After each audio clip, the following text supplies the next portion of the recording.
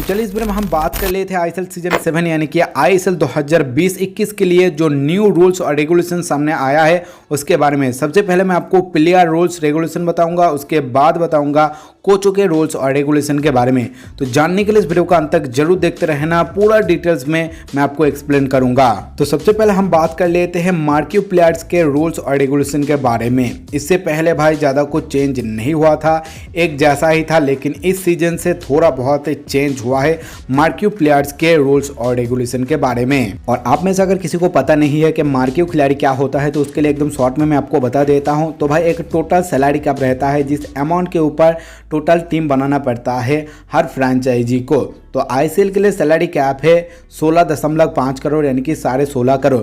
तो अगर कोई बड़ा खिलाड़ी कोई टीम साइन करना चाहता है तो उसका जो कीमत है भाई बहुत ही ज़्यादा होता है, लगभग 10 करोड़ या 8 करोड़ होता है।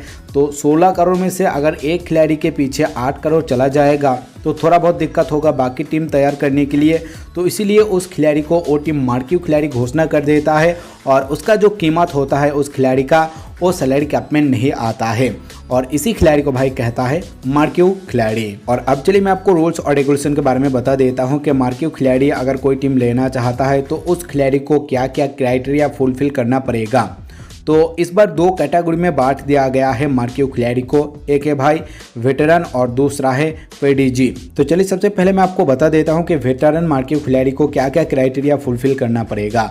तो उनको 3 क्राइटेरिया फुलफिल करना पड़ेगा। सबसे पहला क्राइटेरिया है कि मिनिमम 75 अपीयरेंस करना पड़ेगा यूरोप के टॉप 5 लीगों के फर्स्ट डिवीज़न में, जैसा कि Premier League, La Liga, Serie A 1, Bundesliga, उसके बाद लीगा 1 में।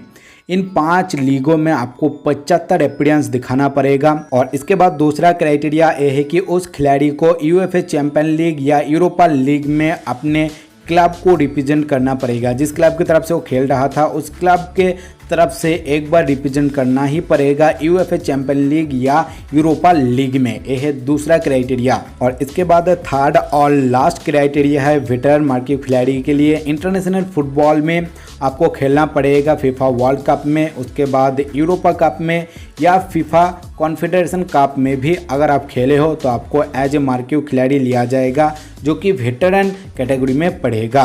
और यहाँ पर मैं आपको एक बात बता देता हूँ कि जो क्वालिफिकेशन राउंड होता है फीफा वर्ल्ड कप का, यूरोपा कप का या फीफा कॉन्फेडरेशन कप का, उस क्वालिफिकेशन राउंड में आपने अगर अपीयरेंस किया है और मेन टूर्नामेंट में अपीयरेंस नहीं किया है तो इसको भाई अप्रूवल नहीं दिया जाएगा, आपको मेन टूर्नामेंट में अपीयरेंस दिखाना पड़ेगा।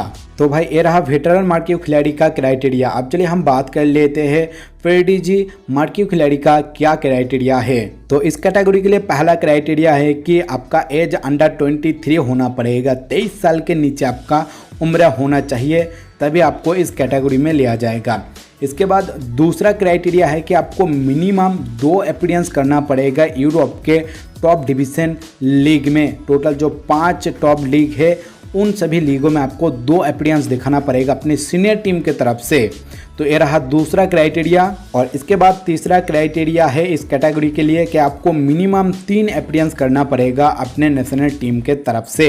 लेकिन भाई यहाँ पर आपका जो नेशनल टीम है उस टीम को फीफा रैंकिंग के अनुसार टॉप 25 टीमों में आना पड़ेगा। अप्रैल 9, 2020 में जो लिस्ट आया था फीफा रैंकिंग के अनुसार, उस लिस्ट में आपका टीम अगर 25 के अंदर है और वहाँ पर आपने 3 अपीयरेंस किया है, अपने नेशनल टीम को 3 बार रिप्रेजेंट किए हो, तो आपको पेडीजी मार्क्यू खिलाड़ी के कैटेगरी में लिया जाएगा। और इसके बाद चौथा क्राइटेरिया यह है कि वो खिलाड़ी अगर अपने नेशनल टीम को एज ग्रुप में रिप्रेजेंट कर रहा है तो उसको भी काउंट किया जाएगा। लेकिन एज ग्रुप में आप अगर खेल रहे हो तो आपको एक मेजर टूर्नामेंट के फाइनल में खेलना पड़ेगा, जैसा कि एज ग्रुप के फीफा वर्ल्ड कप या ओलंपिक गेम्स या फीफा कॉन्फेडरेशन कप। तो इन सभी बड़े बड़े टूर्नामेंट के फाइनल में आपको अपीयरेंस दिखाना पड़ेगा अगर आप एज ग्रुप में अपने नेशनल टीम को रिप्रेजेंट कर रहे हो, तभी आपको फैडिजी मार्क्यू खिलाड़ी के कैटेगरी में लिया जाएगा। तो भाई ये रहा आईएसएल सीजन 7 के लिए मार्क्यू खिलाड़ी का क्राइटेरिया। और अगर भाई यहाँ पर एक चीज़ मैं आपको बता देता हूँ, कोई टीम मार्क्यू खिलाड़ी साइन करना चाहता है तो सबसे पहले इन सभी क्राइटेरिया को फुलफिल करना पड़ेगा, साथ साथ अंत में जाकर आईएसएल का भी अप्रूवल लेना पड़ेगा, लीग अप्रूवल भी लेना पड़ेगा। उसके बाद आप उस खिलाड़ी को कॉन्ट्रैक्ट दे सकते हो, उसको साइन कर सकते हो। तो ये रहा भाई पूरा मामला मार्क्यू खिलाड़ी को लेकर। और इसके बाद चलिए मैं आपको बता देता हूँ विदेशी खिलाड़ी का क्या रूल्स है। ऑलरेडी तो आपको पता है, लेकिन एक और बार यहाँ पर मैं आपको कवर करके बता देता हूँ। तो एक टीम मिनिमम 5 विदेशी खिलाड़ी को साइन कर सकता है, जहाँ पर 4+1 रूल आपको फॉलो करना पड़ेगा। 4 खिलाड़ी किसी भी देश का हो सकता है और 1 खिलाड़ी होगा एशियन कंट्री का।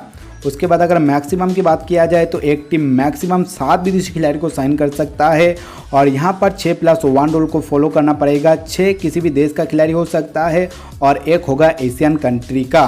तो अब आपको विदेशी खिलाड़ी के बारे में एकदम टोटली पता चल गया है, लेकिन फिर भी एक और चीज़ मैं आपको क्लियर कर देता हूँ। मैक्सिमम एक टीम 7 विदेशी खिलाड़ी को रजिस्टर कर सकता है अपने टीम में। अगर कोई टीम 8 विदेशी खिलाड़ी को साइन कर रहा है तो कर सकता है, लेकिन अपने स्क्वाड में वो 7 विदेशी खिलाड़ी को ही रजिस्टर कर पाएगा। तो अगर कोई टीम 8 विदेशी खिलाड़ी को साइन कर रहा है, 9 विदेशी खिलाड़ी को साइन कर रहा है, तो उसमें कुछ भी फर्क नहीं पड़ेगा। जो आपका मेन स्क्वाड है, जहां पर आप रजिस्टर करके सबमिट करोगे प्लेयर लिस्ट, वहां पर 7 विदेशी खिलाड़ी का नाम होना चाहिए मैक्सिमम। और इसके बाद चलिए मैं आपको बता देता हूं इंडियन प्लेयर्स के रूल्स और रेगुलेशन के बारे में। तो एक टीम अपने मेन स्क्वाड में मिनिमम 18 इंडियन प्लेयर्स को साइन कर सकता है, मिनिमम 18 इंडियन प्लेयर्स रजिस्टर कर सकता है। और अगर मैक्सिमम की बात किया जाए तो मैक्सिमम 30 इंडियन प्लेयर्स को साइन कर सकता है, एक टीम रजिस्टर कर सकता है अपने स्क्वाड में। और यहाँ पर जो टीम 18 या 30 इंडियन खिलाड़ी को साइन कर रहा है, उस 18 या 30 खिलाड़ी में से 3 डेवलपमेंट इंडियन प्लेयर होना चाहिए कम से कम, मिनिमम। आप मैक्सिमम जितना हो सके कर सकते हो, लेकिन मिनिमम 3 डेवलपमेंट प्लेयर होना चाहिए। तो डेवलपमेंट प्लेयर किसको कहा जाता है मैं आपको बता देता हूँ। जिनका जन्म तारीख 1 जनवरी 2000 बाद में है, उसको यहाँ पर अप्रूवल मिलेगा as a development player of India.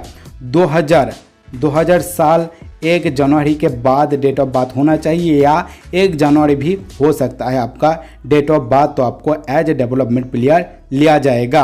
और इसके बाद शायद आप लोग जानते होंगे, मैच डे के लिए एक टीम 18 खिलाड़ी का एक लिस्ट घोषणा करता है सबसे पहले, और उस 18 खिलाड़ी में से 11 खिलाड़ी फास्ट प्लेइंग 11 में शामिल होता है और बाकी खिलाड़ी बेंच में रहता है। तो 18 मैन का जो स्क्वाड होता है मैच डे के लिए, उस 18 मैन स्क्वाड में 2 डेवलपमेंट प्लेयर रहना एकदम मैंडेटरी कर दिया है इस बार AIFF। यानी कि 18 मैन जो घोषणा होता है, 18 खिलाड़ी का नाम जो घोषणा होता है मैच डे के लिए, उस 18 प्लेयर्स में 2 डेवलपमेंट प्लेयर का नाम जरूर होना चाहिए, एकदम मैंडेटरी है। ये बहुत एक अच्छा रूल्स इस बार AIFF ने चूज कर दिया है और सभी टीमों को ये पालन करना पड़ेगा ही पड़ेगा। और इसके बाद चलिए मैं आपको एक और बार याद दिला देता हूँ, इस सीजन में कितना विदेशी खिलाड़ी प्लेइंग 11 में शामिल होगा। तो भाई इस सीजन में सिर्फ 5 विदेशी खिलाड़ी शामिल होने वाला है और नेक्स्ट सीजन से इस रूल में चेंज आएगा।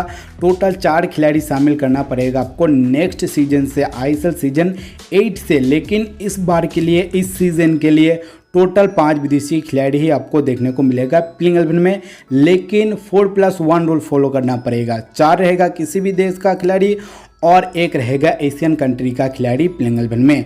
तो टोटली आपको मैंने यहाँ पर एक और बार समझा दिया है कि प्लेइंग 11 में किस तरीके से विदेशी खिलाड़ी को यूज कर सकता है एक टीम। और इसके बाद भाई नेक्स्ट हम बात कर लेते हैं कोचों के रूल्स और रेगुलेशन के बारे में। तो लास्ट सीजन जिस तरीके से रूल्स और रेगुलेशन था कोच के लिए, वो इस बार भी फॉलो करेगा हर टीम। थोड़ा चेंज किया है यहाँ पर, AIFF के असिस्टेंट कोच जो होगा एक टीम में, वो एक इंडियन कोच होना चाहिए एकदम कंपलसरी। साथ साथ उस कोच को AFC प्रो लाइसेंस होल्डर भी होना पड़ेगा।